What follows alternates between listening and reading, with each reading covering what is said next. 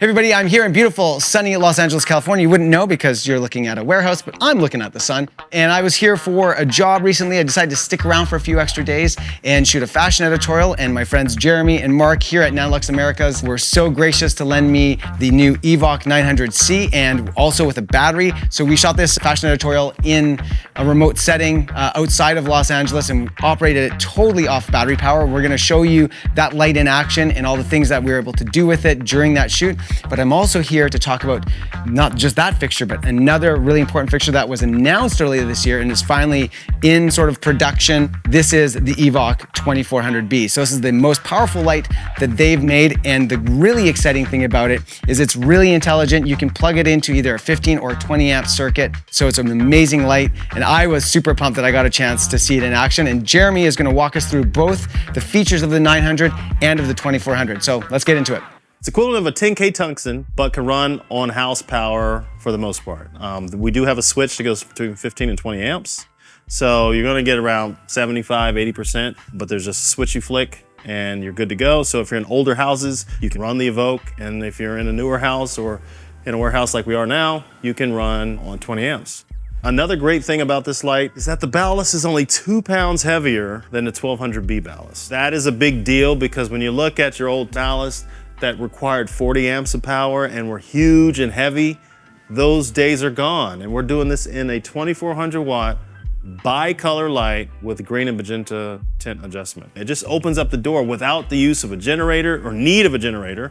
Our lights are flicker free well over 1 million frames per second through the dimming range, not just at 100% or 50%. We know that there are high expectations and great demands by practitioners, and we want our lights to be the right tool for the job. And part of that is to be as accurate as possible as we can actually make our lights. 95% of everything you see here was done in our factory. It wasn't piecemealed from some other people that made it.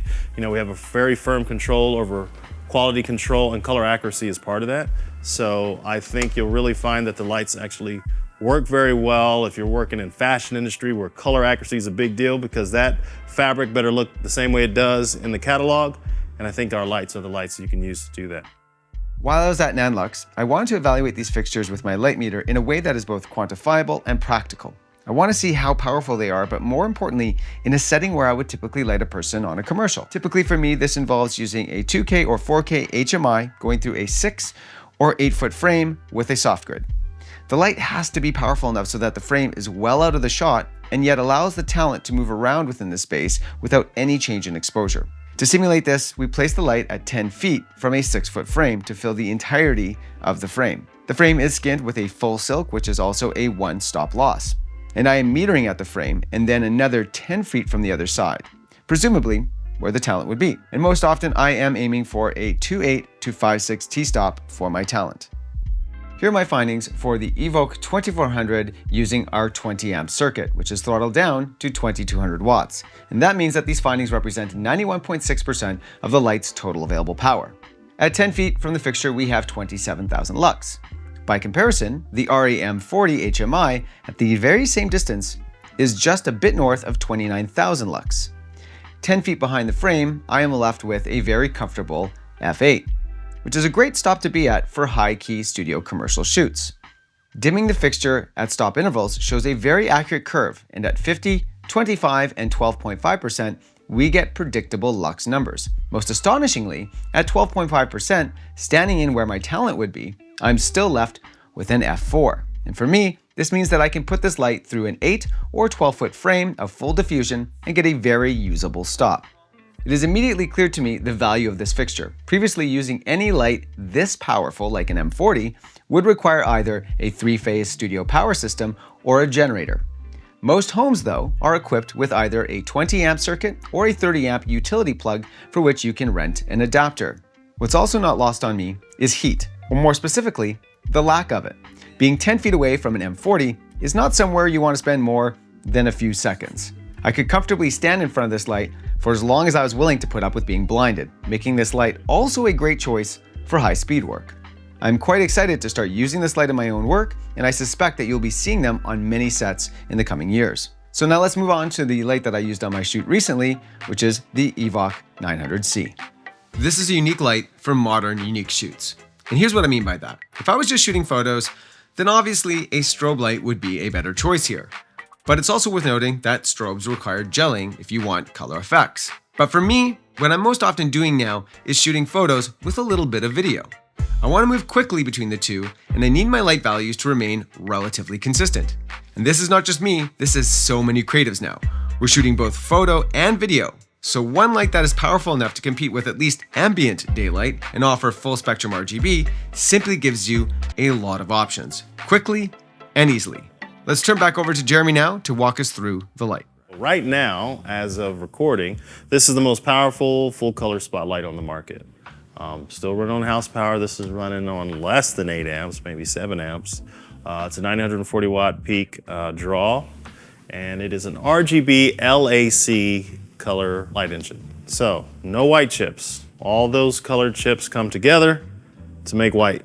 And then the variation in the formula of each color chip makes different colors. The benefit of that is that you have a much more accurate light, but that might be debatable. But what it does do is give you very saturated colors, gives you a wider CCT range, and it's a very optimized output throughout the color hue. The difference between daylight and tungsten is about 25 to 35% for most lights. For the 900C, it's 2% difference in output.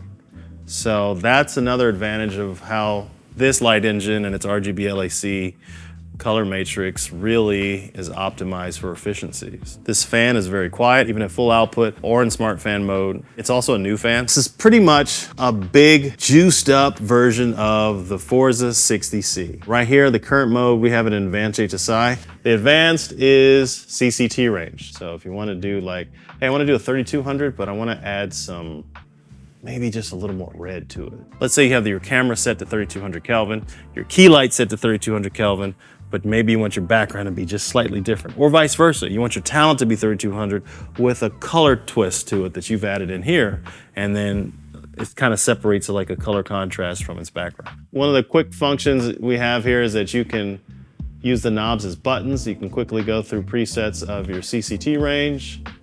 Also applies to the tint, so instead of dialing all the way back down to 0, just do instant 0. Same thing for your intensity. Let's say you want to set it like, okay, that looks good, but let's see what it's doing. You can do an instant 0, kind of audition the light on and off. As with the 2400, I also want to quickly test the light power of the 900C. And for time, I'm going to save the whole song and dance here and just put my findings up on the screen really quickly. As with the 2400, the 900 CCT mode is outrageously powerful. Naturally, when you isolate one saturated color over another, many of the chips will no longer be active, and so the value will drop significantly. But this is also the case with highly saturated gels as well, which only transmit a very small percentage of light. In the shoot that I did with the 900C, which was a remote shoot with a small crew, obviously I wasn't going to be able to test every function of the light. But with all Nanlux fixtures, it is complete with a massive amount of professional options, which I am certain will show their worth in future videos. But it is worth noting that I never really encountered any negative aspects of this light, anything that really challenged me or I thought could be improved.